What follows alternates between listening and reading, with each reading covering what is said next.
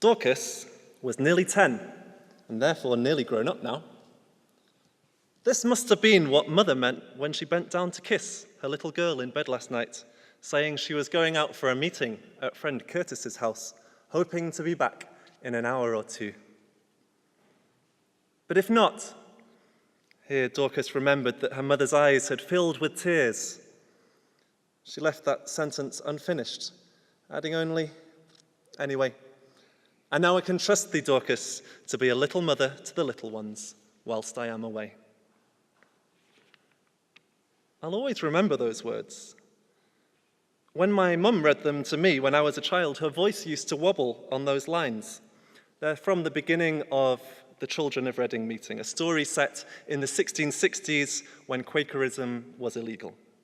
It tells of how Quaker children kept meeting together in stillness, even after their parents had been dragged off to prison, and even after the children themselves had been beaten by the constables. The story stayed with me. Perhaps it wasn't an entirely impossible situation to imagine. There were various family stories of family members taking immense personal risks in pursuit of peace. And I remember when I was at school and saying I thought it was okay to be gay. I had a hard time. And I thought of that first generation of Quaker children standing their ground for their beliefs, and that gave me the strength to do so too. When later on I learned that it was a Quaker, Bayard Rustin, who convinced Martin Luther King of the case for nonviolent action, I thought of the example set by those 17th century children in Reading, and I wondered if they were enacting their own kind of nonviolent sit-in. I wondered if there was a link.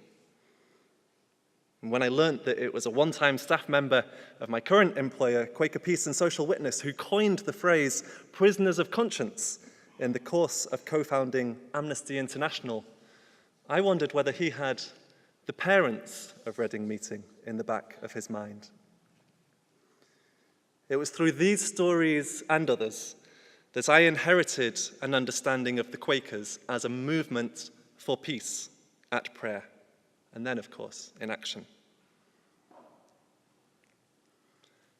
You probably know that proverb that it takes a village to raise a child. Growing up Quaker was rather like growing up in a very loving, very lovely village, albeit one dispersed across the country and, of course, linked across the world. It's a village with its own participatory decision-making processes, which we're participating in this week, a village hall opposite Euston train station in London, and a series of powerful origin stories that have shaped our collective identity, or at the very least, have shaped mine. Shaped mine, that would be interesting. It's a village which I feel profoundly grateful to know and to be part of this week. But there's a difference. We aren't, as the quote goes, drawn out of the world, well, as the quote almost goes, we're not drawn out of the world into an isolated village together. Instead, we seek to live better in the world as it is, in the process involving ourselves in endeavors to mend the injustices that we encounter. When we link up and walk alongside others, then we're part of a movement. That's what we're trying to build.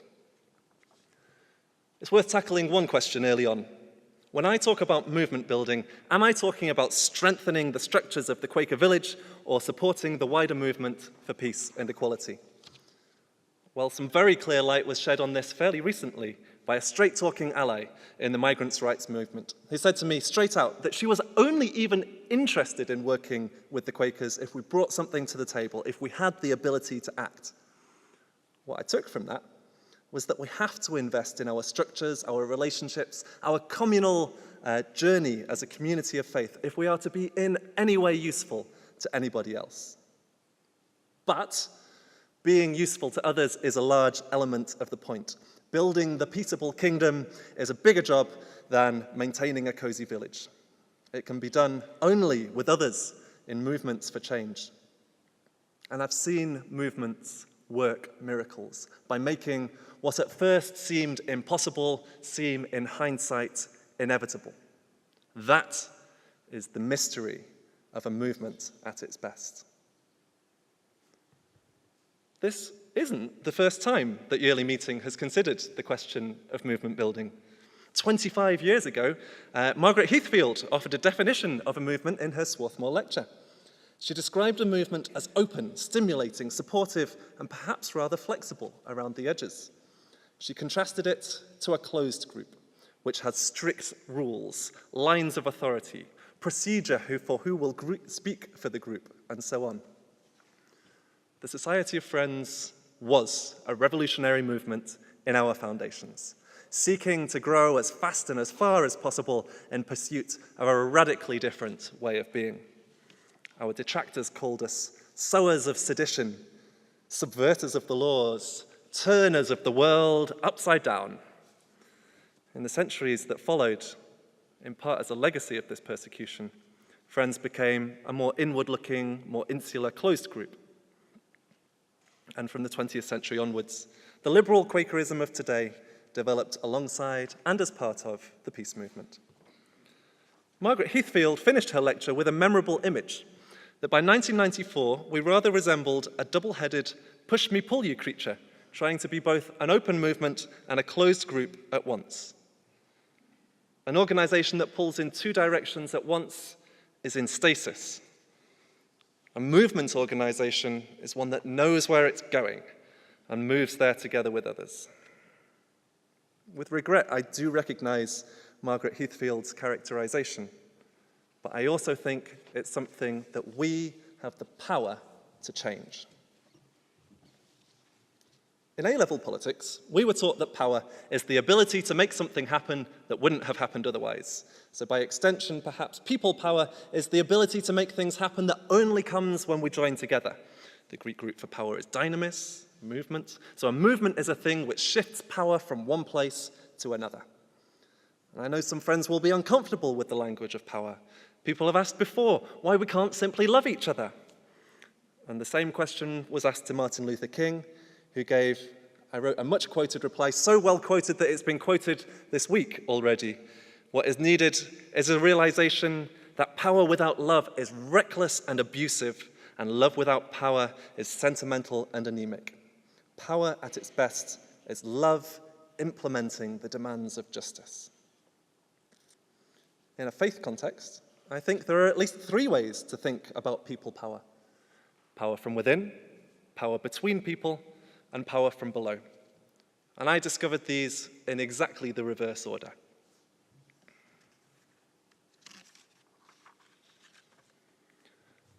Power from below came to me quite naturally. I attended junior yearly meeting in 2002, where one of the speakers was the inspiring Scottish peace activist who sadly recently died, Helen Stephen. A group of us from JYM stayed in touch by MSN Messenger, which doesn't exist anymore. And all of us were involved in anti-war campaigning in college in different ways. So when we marched with more than 1 million others, on the 15th of February 2003, when we walked out of classes together the day that war began, we did so with our college mates, but we also did so as part of a dispersed community of teenage Quakers connected online. At university, campaigning against war caused by oil transitioned fairly easily into campaigns about oil causing climate change. I didn't feel brave enough yet to stand up and speak in meeting for worship, but I saw my ministry as trying to find creative ways to throw spanners, grit, if you like, into the works of the systems of environmental violence. And I was arrested in 2010 for supergluing myself to a bank, which was engaged in financing tar sands. Actually, thanks to a lot of pressure from the wider movement, that bank did finally drop that investment, but that is a story for another day. But whilst I was on bail, I wrote a book called Counterpower, telling various stories of times when people power from below has helped change to happen. It was whilst touring the book in the US that I came across another way to think of people power, power between people.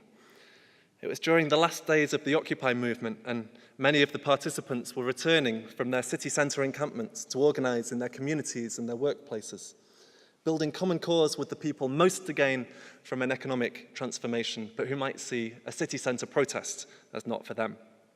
I was inspired And on my return, I turned the activist training course I'd been running with Friends of the Earth into a course developing organizers across the country to build power with their communities for social change. It was also during that time in the US that I began to feel the power and that strength that can come from within. And the turning point was quite tangible. I was sitting in the stillness at Philadelphia's Arch Street Quaker meeting, and I found myself thinking about my love for others and theirs for me, my family, my friends, my Quaker meeting, all of the strangers who'd helped and housed me along the way, and I opened that love out to the love that exists in humanity as a whole. And I felt something. I felt something physical, which I still feel. It was, I think, the first time I was conscious of feeling the presence of what we call the inner light. To continue the metaphor, when I got home, it was like a switch had been flicked. I could read a new language. I read books about religion without the fear that I'd felt before. And a short while later, I sent off my membership letter to join the Society of Friends. And I want to pause here. If you're still listening, which I hope you are, you might be wondering if you're hearing right, because maybe you're here at yearly meeting primarily because you feel that incredible sense of connection with the profound everything that on a good day we can feel in a gathered Quaker silence. But here I am talking about power and social change. Or perhaps you're expecting a talk about political movement building, and here I am talking about faith. What's going on? Well, my welcome present from my meeting was a book called A Theology of Liberation by the Peruvian priest Gustavo Gutierrez. The book could have as well have been titled A Liberation of Theology, because theology, he argues, is not so much something you read, it's something you do, it's something you live. It's a process of action and reflection that every person can be part of. And that resonated for me. It shed light on the Quaker tradition of spiritual journaling, which has in turn influenced the fairly personal nature of my contribution today. In a bigger way, I'm reminded of this idea of theology as action and reflection every time I walk into Friends House Euston, where it isn't scripture carved into the stone paving on the way in, but it's dates of social movement breakthroughs that Quakers have been part of. So next I started revisiting the works of the giants of nonviolent change that I'd researched for the book. And I noticed that I'd underlined all of the bits to do with strategy and tactics, and I'd ignored all of the bits to do with the inner strength and connection that we can feel through stillness and through prayer. I realize now, reluctant to break what felt like an unwritten rule of the activist circles I was part of, sometimes even an unwritten rule of being a Quaker, which is to keep the link between faith and social action private. Well, I want to break that rule now, because when a little while later I reread the Gospels themselves in the light of this new feeling, it seemed pretty obvious that, wow, this is revolutionary stuff. Most of the way that most people are taught about faith in this country underlines all of the bits to do with personal change and ignores all the bits to do with changing society. So I want to redress the balance, and I'd like to do so by telling a well-known story a different way. Sometime around the year 30 AD, a probably brown-skinned, Jewish, anti-colonial revolutionary began preaching peace, equality, and opposition to the Roman occupation of Palestine. He set out his manifesto in an intensely political speech on a mountaintop, calling for a transformation of all relationships between people, not only those between government and governed. And he called the way things could be the kingdom of heaven on earth, a radical power shift to a system governed by love. And he began that speech with a precursor to what we might nowadays call a diversity welcome. He welcomed the coalition which was gathered there, the poor, the meek, the merciful, the peacemakers, those who were discriminated against, and he implored them to rise up. The movement grew, and it reached its peak with an action on the temple. The temple, of course, was the holiest place in Palestine, but it was also being used as the place from which the Romans' client regime could rule, as a base to extract wealth from the locals and send it to Rome, and as a market for things that could be offered as gifts, the Roman overlords most likely taking a cut. So the movement decided to disrupt business as usual there by flipping the tables over. The most prominent leaders of that movement were killed, but their followers carried the movement on, as we're doing today. This is what I mean by faith, not the government religion which has been used from Constantine to Trump to prop up support for oppressors and oppression. In the 1650s, Quakerism was born out of a movement against the so-called divine right of kings, instead connecting to the spirit of the early church, which was set against the domination system of its time. But let's not pretend that domination systems exist in the past alone. Look closely.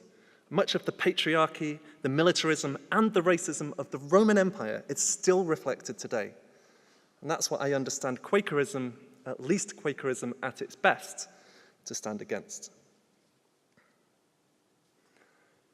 So where does Quaker meeting fit in? Because seen from the outside, a silent and a still Quaker meeting doesn't look much like a movement at all. Seen from within, though, it's what it's all about. Action is meaningless without reflection. Meeting is a place to reflect in the deepest way possible.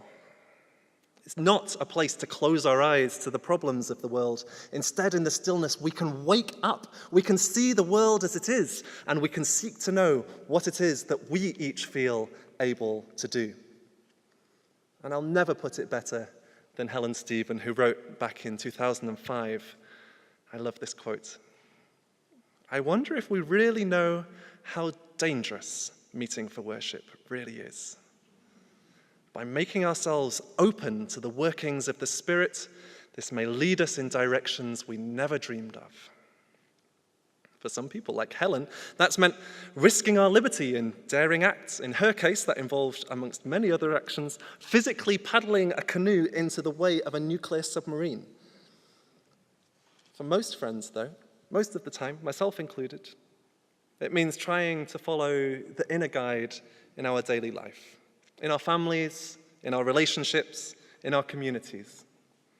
For those who work in the public, the private, or the third sector, it can mean a daily process of wrestling with the angel, often in contexts where other people are telling us what to do.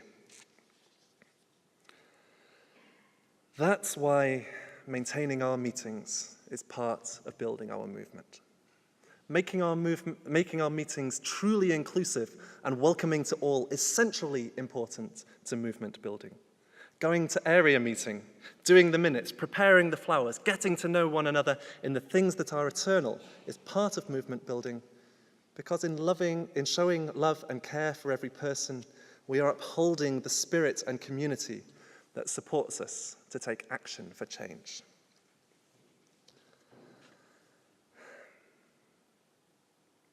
I've spoken about power so far as a good thing. And when it's distributed well, it is the key to change. But power, as we know, isn't shared well. Power has long been held by some groups over others. And that's not just in the world at large, not just in Britain. It happens within our institutions, within our progressive institutions. It happens within the Society of Friends. And the word that's used when one group derives advantage from this disparity of power is privilege. And I'm acutely aware that the very fact that I have the opportunity to give this lecture today is at least in part a product of privilege. I am white, male, middle class, working age, straight, and able-bodied. I don't know everybody's background, but if it turns out that all of the introductions and lectures this week are given by white people, I hope that we can agree together that this should be the last time that that happens. And this is absolutely about faith. I'm reminded of the words of my former colleague, the feminist theologian Susan Derber, who wrote in her brilliant paper on gender for Christian Aid, "We cannot pretend that theological thinking will start in the same place for all people. Privilege, when we have it, will always distort our thinking and require the seeking with humility of the wisdom of others." We'll each have our own stories and struggles. I still think it's fair to say that on the whole, there is a concentration of privilege in the Society of Friends. This isn't a new thing to consider. If you look up the quite substantial and quite brilliant section on discrimination and disadvantage in chapter 23 of Quaker Faith and Practice, there are passages considering this from the 80s and the 90s especially.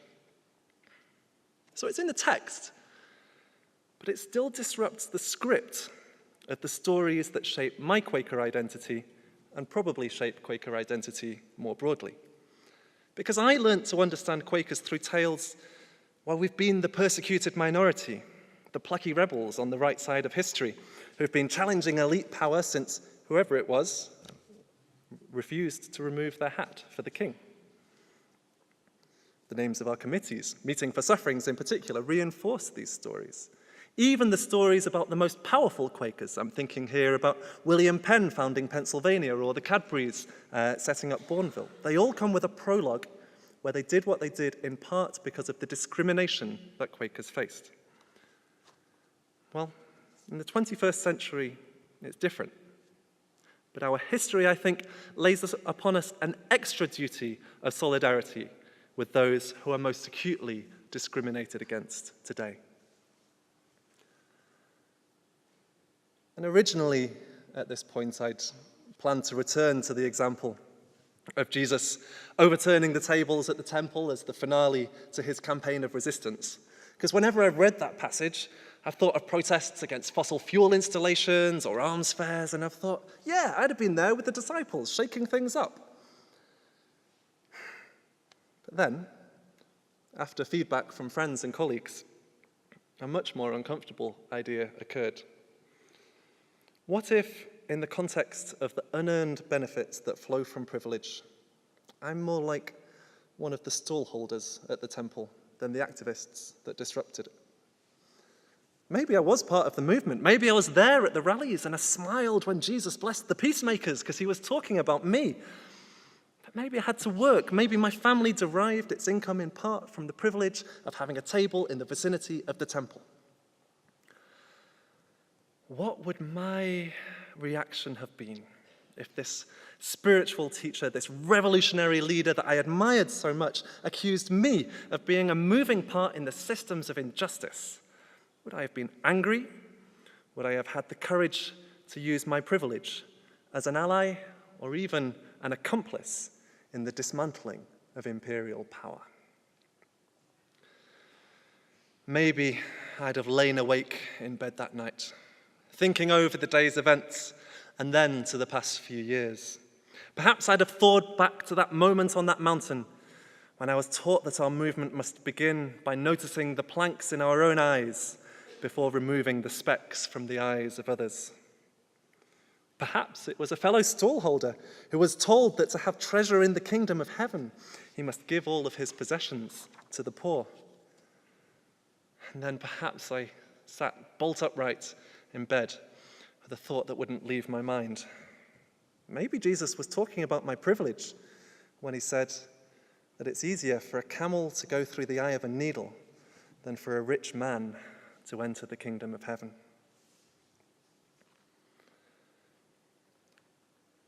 If you haven't read it already, I greatly recommend Vanessa July and Donna McDaniel's brilliant book, Fit for Freedom, Not for Friendship. It's in the bookshop. Vanessa will also be speaking at a workshop with Turning the Tide at this time tomorrow. In it, the authors retell the story of Quaker work for racial justice in the US over 3 centuries. They argue that, yes, it's true that some friends played a part in campaigns against slavery, for economic equality, for voting rights, and for integration, but others didn't, and some engaged in actions that we'd rather forget. But the closed group nature of the Quaker community at the time meant that Friends meetings and Friends schools were far too slow to integrate themselves. The result was that African Americans were kept at arm's length from the Quaker community, fit for freedom, not for friendship. I know that was a study of another country at another time, but it's a challenge that I think we should hear. Because let me say this, using the last available statistics I can find, UKIP's candidates for election are more ethnically diverse than the Society of Friends. I say this with passion, because if more than 20 years after we wrote our concern into our Book of Discipline, a political grouping which sows division and xenophobia is ahead of us on anything, then friends, I'd like to invite us to make the simple act of being more welcoming to all a priority for our movement right now. Some meetings do it well. I hope that after this yearling meeting, we can resolve to all do it well. I don't think this is an issue of fear. For example, even whilst some of the newspapers have been screaming hatred against immigration and against refugees, through the course of my work with Quaker Peace and Social Witness this year, I've heard of and met Quakers giving up their beds to make them available for refugees, of communities helping reunite families who've been separated by border guards, of Quakers personally standing bail, acting as sureties to help free people from the immoral situation of indefinite detention, of friends putting jobs and careers on hold to volunteer in the sanctuary movement, of friends giving over whole houses for people made destitute by our asylum system. This spirit of generosity fills me with so much hope. It's part of why we already feel in many ways like a movement organization already. On the other hand, though, I won't go into details, but through researching this lecture, I've heard some pretty sad stories from people of various backgrounds who've been newcomers to Quaker meetings and haven't felt welcomed. Ours is not a proselytizing faith. Ours is a sharing faith. Young people in particular have told me about the experience which, following a memorable post on one of the Quaker blogs, could be called Quaker squashing, whereby new people with new ideas are stifled with bureaucracy into a choice of submission or leaving the meeting.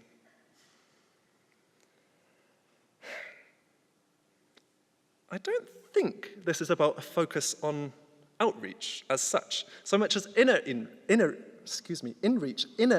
to the very foundations of Quaker philosophy. I think it's about reminding ourselves that when we say we believe in that of God in every person, that's what we believe, not that of God in every Quaker. And I think it's about asking what we can do now to prepare for the future society and the future society of friends that we want to be part of. In recognition that this is a platform for younger friends, I asked this question to my local worship group for younger Quakers. They came up with 7 specific recommendations, which I'd like to share now. Number 1. First and foremost, we need to make a plan of action to live out our commitment to true equality. If there's one thing to remember from this lecture, I hope it will be that. Younger friends said they are thrilled that there is now a staff member to support us to involve younger people more, but none of us are free until all of us are free. We need an approach that takes intersecting inequalities as its starting point. Yesterday, Catherine West spoke about the tremendously inspiring example of the Fairness Commission at Islington Council. I think we need an Equality Commission for the Society of Friends. Number 2, our decision-making process is one of the special things about Quakerism, and I hugely admire and feel grateful to those people on decision-making bodies, especially if you or they juggle that role with jobs or families and other duties. But if in the 21st century our decision-making structures were overwhelmingly male, we would admit that we had a problem. They're not. That's great. But it is the case that there are whole groups of people who are chronically underrepresented in Quaker decision-making. Part of our Equality Commission needs to understand this, because if we don't get the governing structures right, it will be all the harder to improve things elsewhere. Number 3, a thing we can all do. Could all meetings practice the diversity welcome? Every time after meeting, when we say that all people of every age, every gender, every sexuality, every ethnic background, every class, every type of ability, every type of disability, and every place of birth is welcome at a Quaker meeting. Number 4, Quakers are a fantastic community in which to live adventurously. By being part of the Quaker community, you can find yourself with the chance to monitor human rights in Palestine, or help close down a nuclear weapons base, or join national lobbying efforts where nothing less than the health of the planet hangs in the balance. But we also need a culture of micro-volunteering, ramps to participation, ways that newcomers can quickly contribute to our movement without needing to be nominated to 3 years roles, go to foreign countries, or instantly become fluent in climate change policy. A good way to include people is to consciously nurture in every meeting a culture of conversation, co-learning, contemplation together, whether through shared lunches or breakfast meetings, one-off walks, or after-meeting discussions. One of the things people said was that as newcomers, they're full of questions. They don't dare ask, is it okay to cough? When do I stand when I speak? That kind of thing. It's not a replacement for conversation, but any meeting can offer from Friend's House a stock of physical packs with small books in them to help to give people the first time they come to meeting. Younger friends told me that if they'd have been given one, they'd have felt more confident about coming back again. Number 6.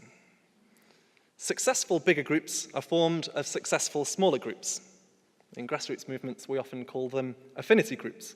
Other churches have house groups, self-organized friendship circles who know each other well enough to do things together. I would love a culture of informal spiritual affinity groups linked through WhatsApp or whatever platform comes next, so we can respond quickly if something happens which we're needed for. And finally, we say that we are open to the light from wherever it may come, and we say that everyone is welcome at a Quaker meeting. Let's show it. Many of us have a copy of the World Religions Bible on our meeting's house table already. We had one in our preparation meeting. I forgot to bring it with me. But could we agree that we'll all have this?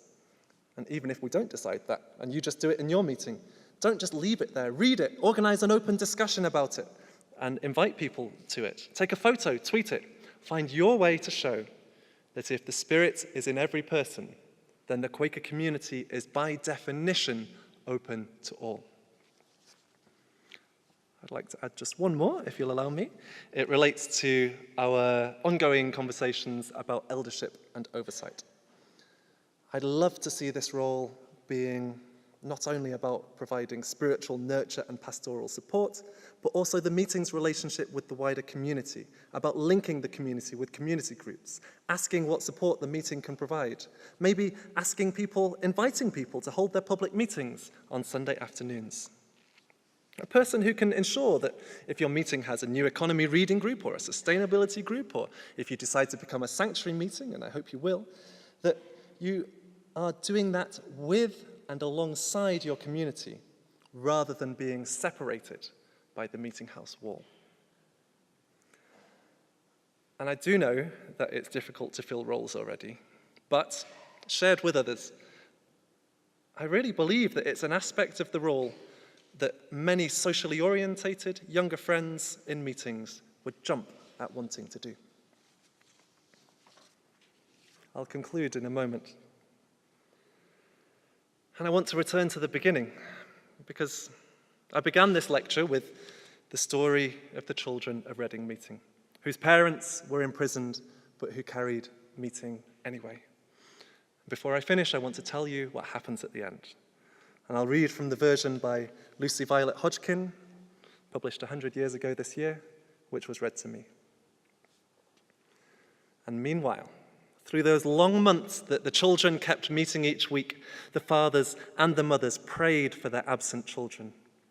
And although apart from one another, they were not really separated, for they were both listening to the same shepherd's voice. Until at last the happy day came when the jail doors were opened and the prisoners were released. Then, oh, the kissing and the hugging and the crying and the blessing. As the parents heard of all that the children had undergone to remain faithful and true, that was indeed the most joyful meeting of all. And here is the lesson that seems deeply relevant to the present global situation. That walls cannot divide us. Not the physical walls in Mexico or Calais, nor the everyday borders in the NHS, our economy, or our society. In the context of movement building, what is it that stops a movement from one place to another? It's a wall. So yes, friends, I hope that the next step in our movement building journey will be a conscious effort to dismantle any of the walls around the Quaker village that still remain from our quietist past, and replace them instead with bridges, plus a big sign by the gate which says, "Welcome, there is room at the inn." I think there is yet another lesson in this story.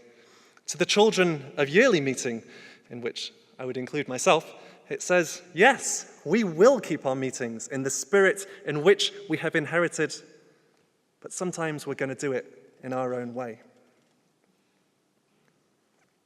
I also spoke at the start of this lecture of the idea floated 25 years ago that we friends are like a two-headed push-me-pull-you animal, heading in two directions at once.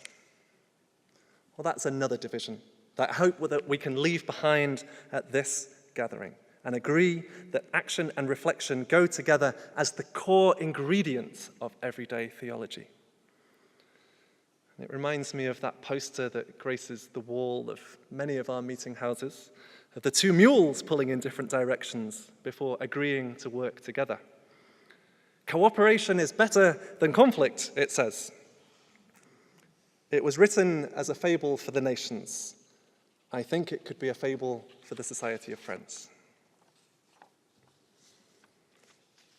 So to finish, I'd like to return to the roots, to the first gathering of the movement that we live in the spirit of today, which from unlikely foundations has spread all around the world.